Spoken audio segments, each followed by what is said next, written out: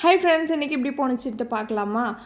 நேத்தியே வந்து சொல்லியிருந்தேன், பாப்பா வந்து எக்ஸாம் முடியுது, அம்மா வீட்டில் வந்து விட போகிறேன் சரின்னு சொல்லிட்டு தான் ரெடி ஆகிட்டு இருந்தோம். மாம்பழம் நிறைய பழுத்திருந்துச்சா வீட்டில், அதனால் சரி மில்க் ஷேக் பண்ணி அப்படியே எடுத்துகிட்டு போயிடலான்ட்டு மில்க் ஷேக் பண்ணி ஃப்ரிட்ஜில் வந்து வச்சுட்டு, மதியானத்துக்கு பார்த்திங்கன்னா லஞ்சு வந்து ஒயிட் ரைஸும் முட்டை தொக்கும் வந்து செஞ்சுருந்தோம். சாப்பிட்டுட்டு கடத்தருக்கு வந்து போனோம். ஏன்னு பார்த்தீங்கன்னா தம்பி ஊருக்கு போகும்போதே வந்து பேட்டு வேணும் அப்படின்னு சொல்லியிருந்தான். சரி மர பேட்டாவே வாங்கி கொடுத்துடலாம் அப்படின்னு சொல்லிட்டு பேட்டு வந்து பார்த்தோம். அவர் சைஸுக்கு அவர் வந்து ஃபஸ்ட் ஸ்டாண்டர்ட் வந்து படிக்கிறார் தம்பி. அதனால் குட்டி பேட்டாக வாங்கிக்கிட்டு அப்படியே வந்து பாலும் வாங்கிக்கிட்டு கொஞ்சம் ஸ்நாக்ஸ் ஐட்டமும் வாங்கிக்கலான்னு வாங்கிக்கிட்டு அப்படியே வந்து ஊருக்கு வந்து ரெடியாக வந்து ஆரம்பிச்சிட்டோம்.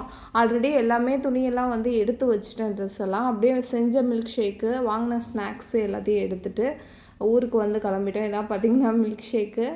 அம்மா வீட்டுக்கும் வந்து வந்தாச்சு. இதுதான் வந்து எங்கள் அம்மா வீடு. ஆல்ரெடி வீடியோவில் வந்து சொல்லியிருந்தேன் வீட்டு வந்து வேலை நடந்துகிட்ருக்குன்ட்டு.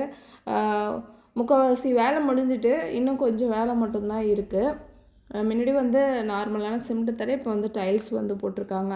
அப்படியே வந்து வீட்டில் நெல்லிக்காயெலாம் வந்து இருந்துச்சா, சரின்னு சொல்லிட்டு பறித்து தின்னுட்டு எப்பயும் போனால் மருதாணி பறிச்சுட்டு வந்துடுவோம். அதே போல் மருதாணி பறிச்சுட்டு மாங்காவும் சீசன் ஆரம்பிச்சிட்டா கொஞ்சம் மாங்காய் பறிச்சுட்டு நைட்டு வந்து டின்னருக்கு ஒயிட் ரைஸு, இறால் தொக்கு, அப்புறம் வந்து பார்த்திங்கன்னா நாட்டுக்கோழி குழம்பு, ரசம் வந்து செஞ்சுருந்தாங்க. சாப்பிட்டுட்டு அப்படியே போயிட்டு சித்தியை பார்த்துட்டு வீட்டுக்கு கிளம்பிட்டோம்.